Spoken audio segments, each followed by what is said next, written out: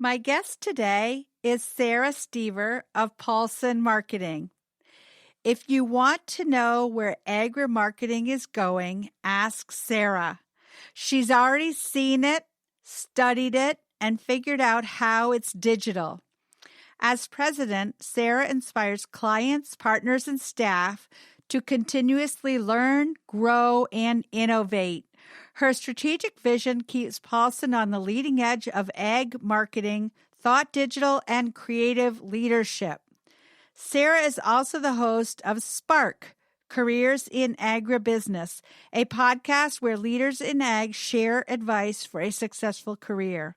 Prior to taking over the agency reins, Sara was vice president of digital services. She joined Paulsen as a graphic designer in 1991. Sara is a graduate of the University of South Dakota and was raised on a row crop and livestock farm in southeastern South Dakota. Because she doesn't have enough on her plate, she and her husband also own and operate a rural bed and breakfast.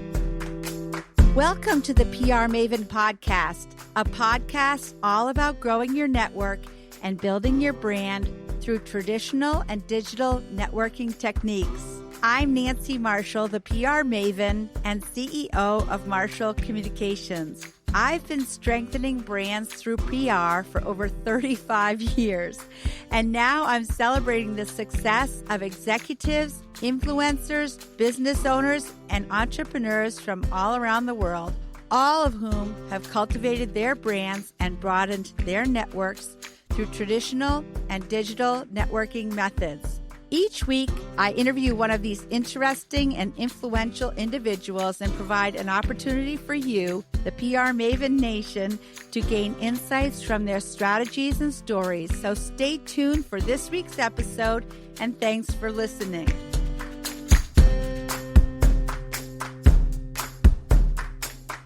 So, Sara, to kick things off, tell us about your career and how you got into it in the first place. Sure.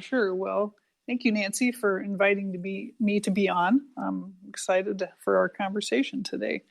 So I grew up on a small farm in southeast South Dakota, and I was always encouraged by my father, a farmer, who was also a bit of a sculptor. He would get into his machine shed and start welding together sculptures on occasion. I was encouraged by him to become an artist, to pursue my passion for art. And I ended up going to a 4-year degree at the University of South Dakota in fine arts in printmaking. So I was a lithographer for a while. But after I graduated, I quickly realized that I needed to do something a bit more marketable with my skills. So I began, thankfully, found a mentor and began a career in graphic design. So that led me to a couple of different agencies that I worked for, one in Sioux Falls, South Dakota. And while I was there, I met a person who ultimately led me to where I work now and an agency that I'm part owner of, which is Paulsen. So my career at Paulsen, I will celebrate in about 1 week or just a couple of days from now, having been here for 29 years. Wow. Yeah, isn't that amazing? So pretty much my career has been at Paulsen, I would say. Yeah, well, you and I are kind of in the same category because I'm coming up on 30 years since I started my agency, Marshall Communications. So we come out of the same era. Yep. Excellent. Things have changed a lot since we started, Nancy, haven't they?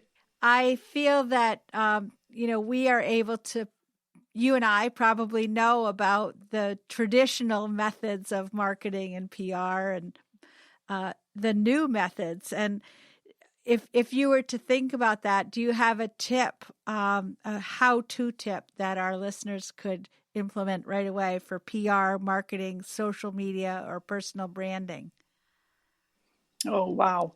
That's a great question.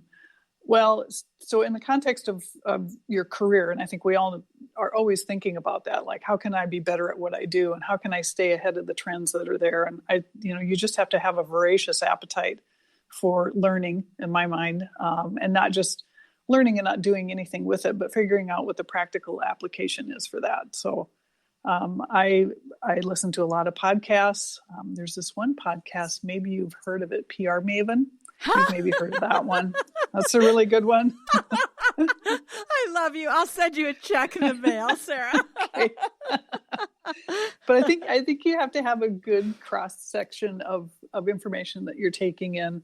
I think Marketing Over Coffee is a really good one. I've got kind of like a hobby obsession with how search engines work, and so I'm always kind of dabbling in the SEO piece. And I think anyone that's involved in PR and in social, you need to be thinking about, all the ways that people come to find your content. And so search engine optimization is a piece of that too. And so I would say just be a great consumer of information. And hopefully you're actually passionate about what you're doing. I see how passionate you are, Nancy, with everything you do. And I have to, in full disclosure, I've attended, the PR 2-day PR seminar that you put on through AMI, and I learned so much. That just made a huge impact on me. And I went back and was immediately able to implement a lot of the stuff in our agency. And we'd really struggled up until that point with where PR belonged, because we're really, up until that point, we're a paid media and creative and strategy. So to finally add that extra leg to the stool really made us a more stable agency. So thank you for that. That's awesome. I'm glad that you brought that up. And we should give shout out actually to Drew McClellan, who owns the Agency Management Institute. And we are both part of a network group, separate network groups, but still networks that Drew runs. And the Agency Management Institute is an organization that helps PR and advertising agencies to manage themselves better and run like a business, because so many of us got into the business kind of as an afterthought. I know for me, I was first and foremost a PR person. I was interested in business, but I really didn't know how to run a PR business. So I learned all those skills. And you mentioned being a voracious learner. I love that expression. And through the Agency Management Institute, we have so many opportunities to learn. I know I've been going to a lot of the content marketing seminars that he's been putting on. And actually I went to a podcast seminar that Drew did with Stephen Wessner, and that's what inspired this podcast. Yep, Stephen's got an amazing mind. And if you have a chance to cross him at some point in your career, you will learn so much from him, because he's got such a generous spirit. Yes, and his podcast is called Onward Nation. And yeah, what you learn is to just share and give away what you know, and people will then consider you to be an authority in your field. And actually, he and Drew recently published a book on authority marketing. All true. I don't know if this has been your experience, but if you are generous with what you know and are willing to give away what you know in terms of just knowledge, often I think clients find out once they know about it, they feel like, yeah, I really don't want to spend my time doing that. I have other things I need to be concentrating on. And so oftentimes they'll come back and you end up doing the work anyway. And so it is a benefit to everyone. Exactly. Well, and for me, at least, being in the state of Maine, being part of a network and seeing how people operate their respective businesses in different states across the nation has been really interesting too. And in a lot of ways, I think it has given me confidence that what we're doing here is every bit as good as what agencies are doing all across the country. I'm sure you have found the same thing. Absolutely. I think talent is not a respecter of geography. So you can find great people anywhere. And my goodness, even in South Dakota, we have this internet that we can tap into where we can learn things. And it's awesome.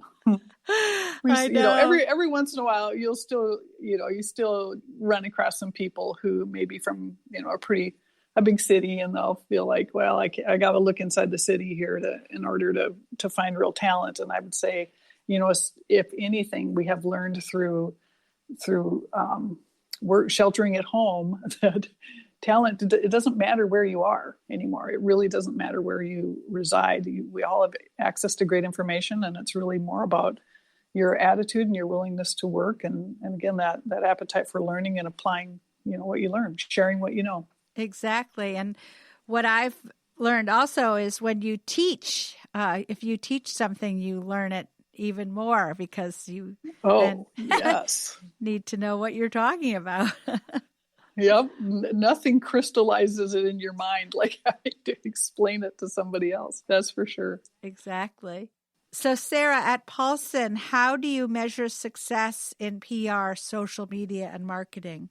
Oh, well, we've got, our pretty traditional ways, I guess, of measuring things, which is, we bring everything in through that we can through data, and do the best we can to visualize it and then interpret what we see and do it quickly enough and efficiently enough that we can actually make decisions with it. And, over many, many years of looking at data and measuring things and, kind of living in the world of either Google or Tableau or whatever tool we end up using to visualize it, what we have decided is that we really are going to pare down what we measure to the things that actually help us make a decision.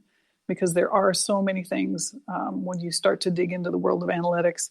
There's so much fascinating stuff and so many rabbit holes and so many things you can look at. But there's really only so much time. And frankly, there's only so much that your clients are going to be willing to pay for you to look at that data. So you really got to get smart about, measuring in a way that actually helps you optimize what you're doing for them. And so, we look at, I guess, how things come together, because you've got many different avenues that you're working on. Social is going to have, a different way for you to look at things. And I would say probably engagement has ended up being the most important social measurement for us, because, how many followers are really engaging with you, and how many people are actually engaged with your brand ends up meaning a lot more than, just a raw number. So I would say engagement's a big deal. And figuring out ways to use that to optimize all the work you do is pretty important. I agree about engagement. And actually, I've noticed since COVID-19 and working from home and being a little more isolated than usual, that when I interact with a brand and they respond and they kind of recognize me, as being part of their nation of fans, I feel much better than if you post a comment and nobody acknowledges it. So, for example, there's a fish market near where I live, and I've started following they've been demonstrating how to make different kinds of fish on their Facebook page, and I've been commenting and sharing what I've been doing, using their recipes, and they've acknowledged back. And so I feel like I'm part of their posse now. And so I think that's an important lesson, is if somebody takes the time to kind of join to engage with your content, then it's important to acknowledge them, because everybody wants to be acknowledged. Absolutely. And I think there are brands, and we had a client in the past that was absolutely petrified of losing control of their brand through social media. And this was, fairly early on when Facebook had come along, and especially YouTube. And I remember pointing out to them, you've got over 5,000 people who have posted videos of themselves with your equipment. And there's this whole world of people we could tap into, and they could not get over the idea that some of those people might do stuff that they wouldn't post themselves. Like, that's all part of engaging with your fans out there, is just letting them be themselves. And they never could get quite past the idea that they wouldn't absolutely have control over everything. And you don't get control over everything, but acknowledging the people that you do have is so important, especially with, I think in some mediums, people feel like that's customer service, right? If I'm getting mistreated by an airline, I'm going to tweet about it because I want a reaction from them, and I know I'll get one. So right, exactly. And again, if you are an airline and somebody posts a nasty tweet, if you just respond and acknowledge that, you can understand that they're angry and you want to try to make it right, that goes a long way. And that actually shows other people as well that you care. And that's really one of the most important things about social media, is just showing you care. Absolutely. Yeah, it's definitely a public format, and you can't ignore it, or you do at your own peril. Right, for sure. Exactly. So, Sara, do you have some techniques that you've used to build an audience for your brands? One of the things that's been most effective for us is just consistency in the content that we develop. And I'm speaking purely as an agency, and I'll just use our world for this example. We started out in 2010, made a commitment to turning what had been just kind of like an occasional blog post that we'd put out to an absolute commitment that we would put together really great content at least once a month, if not more. And then twice a year, we would do pretty significant research or thought papers.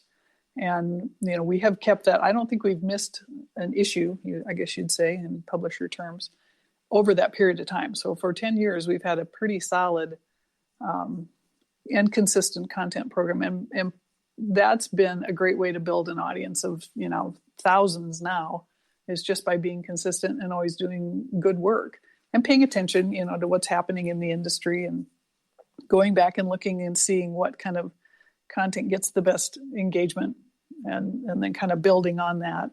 But I would say that audience is a way that you can go out and amplify your content into other audiences. So let's say you decide to start a podcast. You absolutely need to connect your podcast into the database that you've already got. I mean, take that asset that exists already that you work so hard for, and put your other content in place there. Advertise the podcast through your email database, and then vice versa. So interconnecting all of your audiences, I think, is pretty important. Yeah, we talked about Stephen Westner, and one of his concepts that he talks about is cornerstone and cobblestone content. So he would consider a podcast to be part of your cornerstone content. And then when you break a podcast into little sound bites or infographics or other little pieces of content, that would be cobblestones. So, and of course, absolutely. At Paulsen, I admire you because you really chosen a niche of agriculture and stuck with it. And I think, there's the expression, the riches are in the niches. Yeah. So I admire you for that. Yeah, that's worked out really well for us. And it was a difficult decision at the time, because we actually walked away from a pretty significant client that didn't fit that niche. And if we had stayed with that client, it would have meant hiring a lot more people, and we would have really made a big lurch as an agency into a completely different world.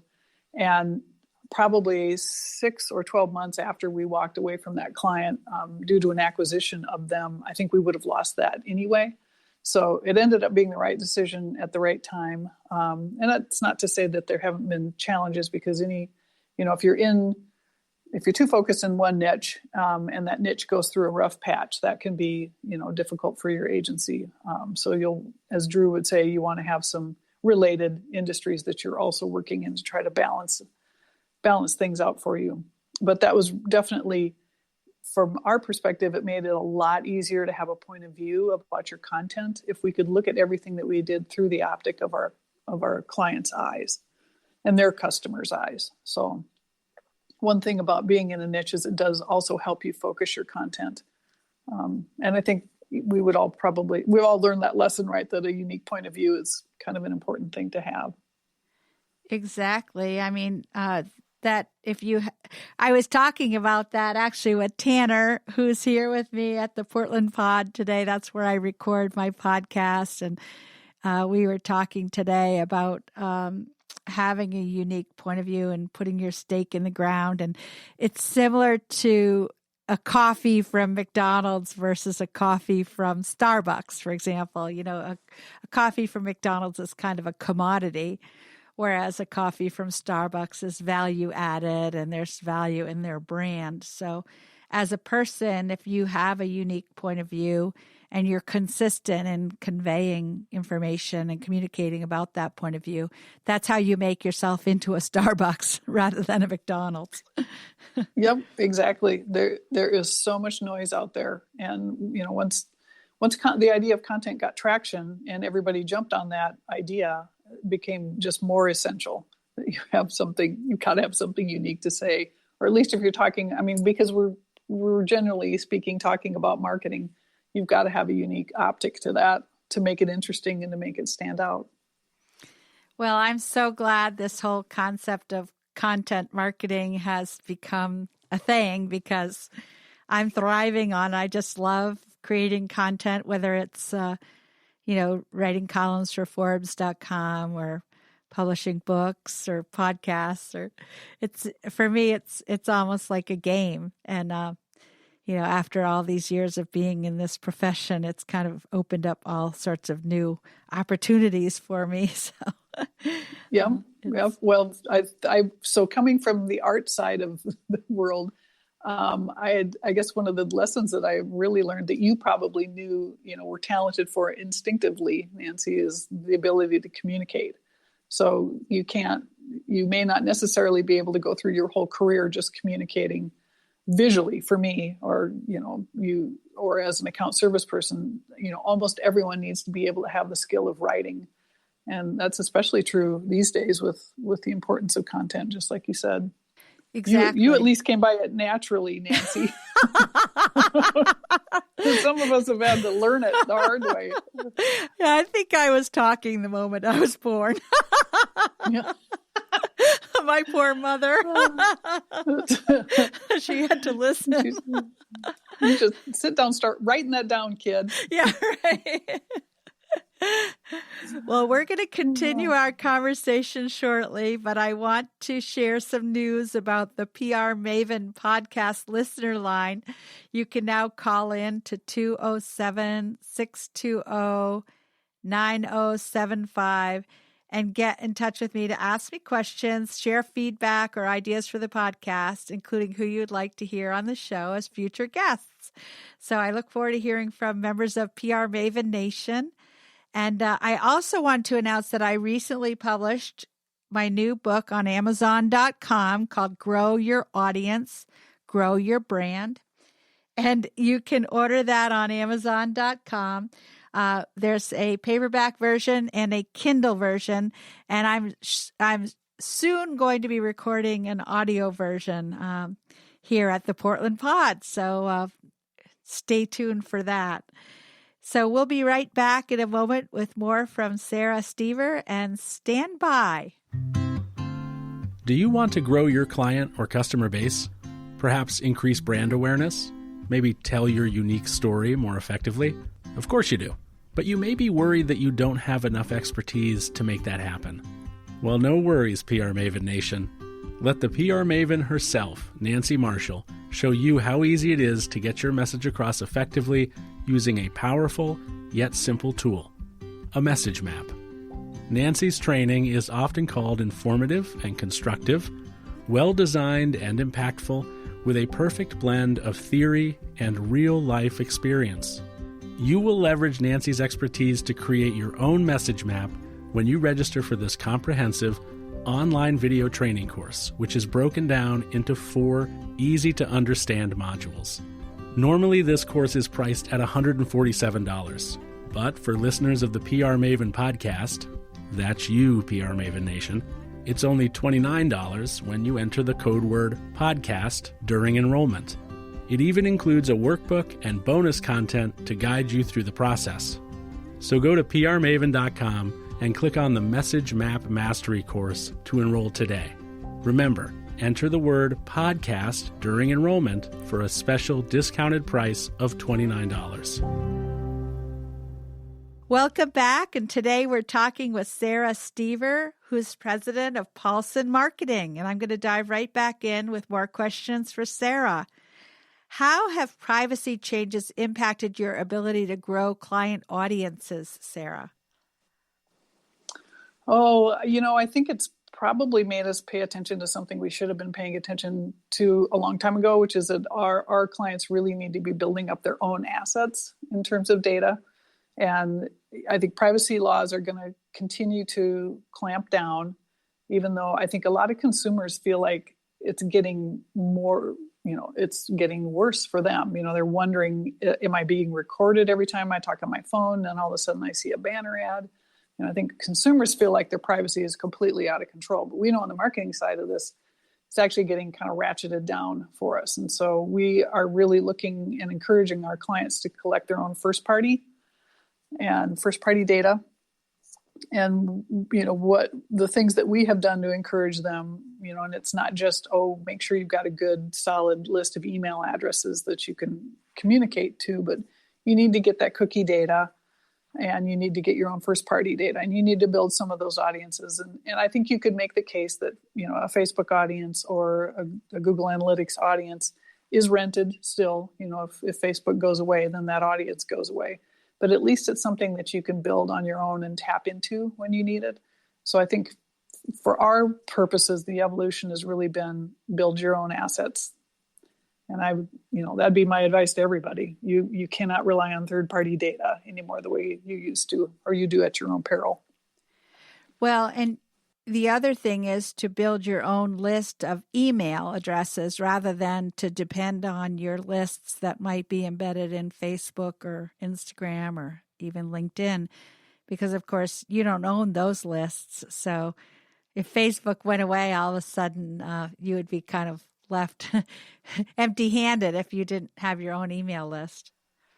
Yep, and I think it's good to use what you've got and dump that back into Facebook and build a list there, and use the technology that's there while you can to build, to drive people back to your site and to build your email list, just like you're saying, Nancy. I think that is absolutely critical. You've got to own your own data.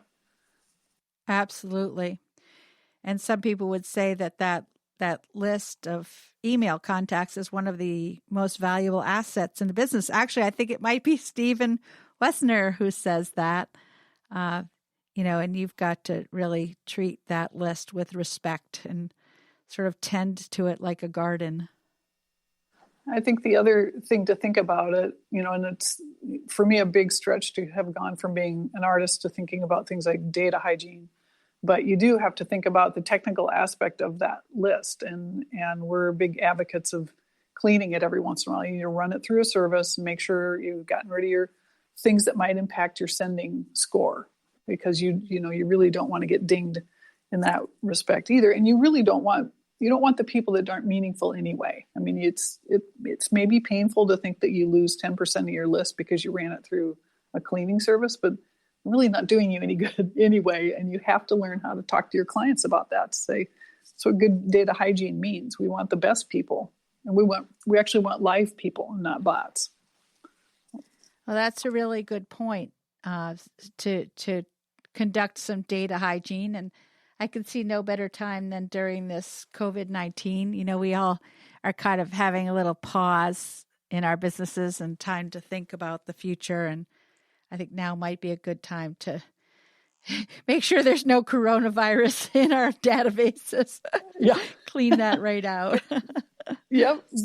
Get your house in order and, make sure you're CCPA compliant and GDPR compliant and whatever the next one is coming, it'll be good, I think, to get those privacy laws made more consistent so that you don't have to worry about, something else cropping up that you weren't covered for. And I know a lot of the clients that we end up working with may not be Fortune 100s that have, that are the target of things like GDPR, but still you want to make sure you're doing the best you can by your clients. And a lot of the platforms that we use, we're a big fan of SharpSpring and love their marketing automation product. Those are already GDPR compliant. So that helps along the way too, but you still have to, make sure all your client websites are buttoned down. Well, I'm glad you brought up SharpSpring. That's a company that I like a lot. When they were trying to develop us as one of their clients, they bought us free lunch and gave us a presentation over lunch. And I thought that was a very nice way for them to introduce themselves to my team. Well, the funny thing is they've never traveled to South Dakota to come and see us. So, but we're still big fans. Yeah. I think they've got great customer service. Well, I just can't say enough good things. And what I actually really appreciate about them is that you can make a feature request and they'll get it in queue. And a lot of the things we've requested over the years have come to fruition. So that's been wonderful. that is great that sounds like a good example of engagement. They're engaged and incorporate their clients into their product development. Yep. Super smart company. Great people. So, Sara, most successful people have a network of fans and followers, either online or in person or both. How have you built your network of fans and followers, and has it been a conscious goal or has it happened on its own? Well, it's mostly my mom that's a big fan. Me too. My mom is also my biggest fan, although she has no idea what I do, really. Let's keep it that way. Yeah, right. Yeah. I think a lot of us start out not necessarily being intentional about building a network. I know I didn't start out being intentional about it. And then I had a great mentor, Greg Guzzi, who was one of my partners here at Paulsen and was a past president, who's since retired. And he just really hammered into me that it's about the relationships. It's going to end up being about the relationships. And if you think about it, no matter what you think you're going to accomplish on your own, if you could be the most brilliant person in the world, and if you can't hold up the ends of the relationship aspect of being a human being, you're really not going to achieve a whole lot. And so I think being intentional about building a network is good. And we have so many tools at our disposal, like LinkedIn, right? It makes it really easy to quickly connect with people. But is that really a meaningful connection if you're not going to actually have some sort of, and I'll use the word engagement there too, because I think it's appropriate. If you're not going to have some form of engagement with those people, is that really going to achieve all that much for you or for them? And so I think being always willing to be helpful, much like Stephen Wessner would be, is a great way to build engagement with people in your network. And I think you have to be intentional in picking out who you want to engage with. And not necessarily because it's beneficial to you. I think being beneficial to other people is going to be what opens the door to that all coming back around to you again. And then just always being respectful of how you treat people. And if you can, I'm a huge believer in actually attending events and going places. I'm pretty heartbroken because my favorite conferences have been postponed. And now I think I'm a little bit worried that maybe they're not going to actually happen this year. But there's nothing quite like face-to-face networking, and you just got to get over yourself and dive into the mosh pit, and set reasonable goals. You don't have to meet 50 people just because you went to a networking event. Try to meet one person, try to meet one or two people and have a meaningful conversation. And I think that'll go a longer way to building a network than, work in the room per se. I agree. And I also agree that when you meet someone in person, it's good to connect either on LinkedIn or Twitter or Facebook or somehow on social media so you can extend the relationship and stay in touch. Yeah, and that's, I guess, a great way to think about it too in terms of being intentional is it takes work to keep a healthy network together. It's really not, I'm always shocked at how many people I'm linked up to on LinkedIn, and there's no way I can keep up with the 1,600 people I've connected with over the years.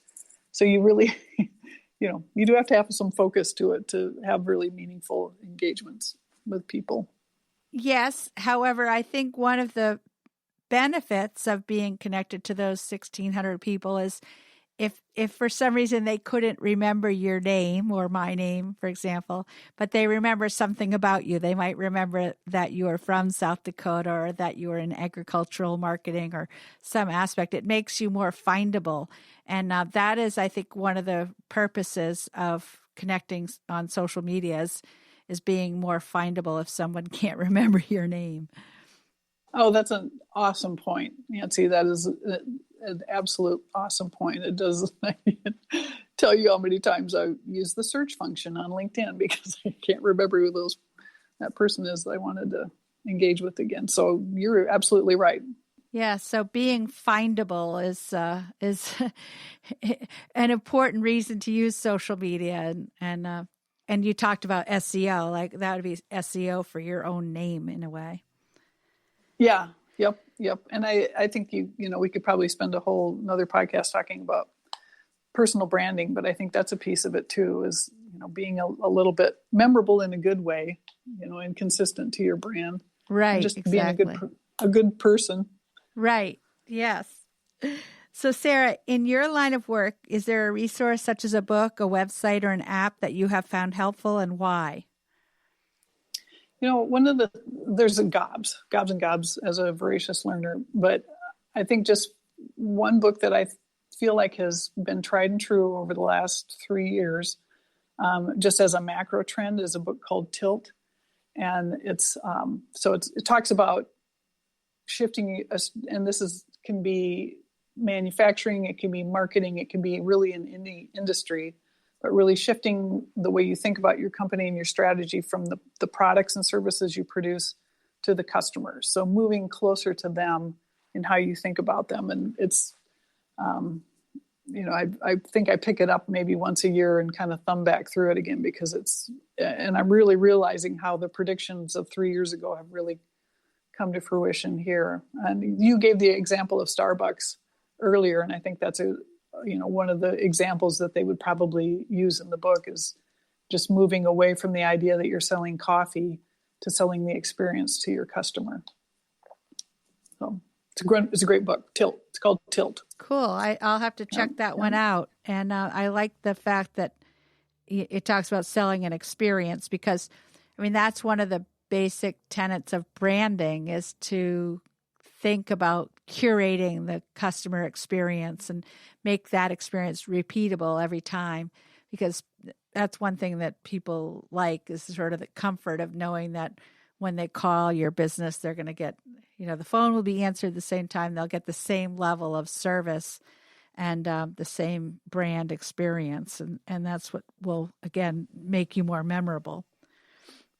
I think on the manufacturing side, especially, all of the margins have been squeezed out of what you can do, through lean manufacturing and all of those standards. It pretty much squeezed all the margins out of that. And so if that's the niche that you're in, if you move closer to your customer, then you're going to know, well, hey, my customer's bigger problem is, how did they dispose of the container that I just shipped that thing in? There's a problem there. And are there problems that I can solve for my customer because I've gotten closer to them and I understand them better, that can actually make a differentiation point for my company. So there's a lot of it's just a great book all the way around. It made me think a lot differently about my clients. Cool. I will definitely check that one out. So Sara, is there a parting thought you'd like to share with PR Maven Nation today? Oh, well, I would just like to say, I am so excited that I've had this chance to visit with you again, Nancy, and how much I had learned from you, back in the Disney campus, and how much I've had an opportunity to bring that forward to my agency. And I guess I would just tell people, don't miss an episode of this podcast. That's my parting thought. Thank you. Thank you, Sara. I appreciate that so much. Yeah. And I admire what you've accomplished in your business so much. And again, how you've put your stake in the ground, literally, or your stake in the garden of agriculture. And I've enjoyed our relationship, and I look forward to working with you in years to come. Very good. Well, thank you for having me on the show. Sara, what is the best way for people to get in touch with you if they want to follow up?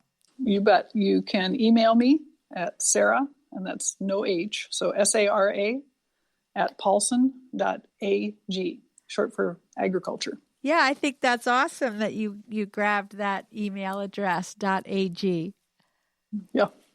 Yeah. It's actually, I think it's the country code for Antigua or something. Oh, yep. Well, that wouldn't be bad either for us. Yeah. Well, I appreciate you being with us today, Sara, and I hope everyone in PR Maven Nation has a great day. That's it for this week's episode. I'd like to thank you for listening, and if you feel that you've gotten value out of today's conversation, consider leaving a 5-star review on iTunes or whatever app you're using to tune in. If you haven't subscribed yet, you should do so. I release a new episode each week, and subscribing will make sure you get an alert when there's a new episode. You can also join the PR Maven Nation by going to prmaven.com/nation and clicking join. It's free, and it's a great community of like-minded individuals who are all looking to learn and grow from one another. If you have an Alexa-enabled device, be sure to add the PR Maven Marketing Minute to your daily flash briefing menu. Thanks again for listening, and have a great rest of your week, PR Maven Nation.